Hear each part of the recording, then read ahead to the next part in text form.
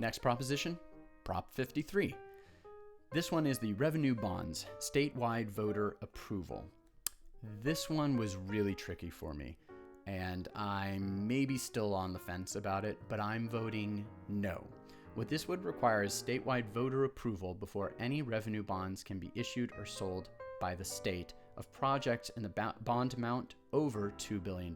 What it is stating is if, for example, the high-speed rail from LA to San Francisco, for that proposition to have got passed, it would have to go through all the voters in California, would have to vote on that because it was over $2 billion.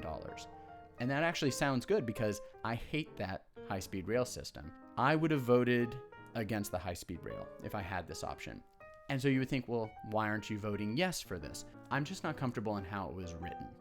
One of the things that it doesn't do is that it doesn't have anything set up for emergencies or natural disasters. So if we did have a major earthquake and some projects for rebuilding needed to get underway and they were over $2 billion, everybody in California would have to vote, even people who weren't affected by it. There's a lot of people against this, Democrats, a ton of organizations like the water districts, infrastructures, healthcare organizations, public safety organizations. So I'm just leaning that way. I understand the other argument. You don't want ridiculous projects being built like the high-speed rail. I just don't see this proposition being written very well for it. So it's a no from me.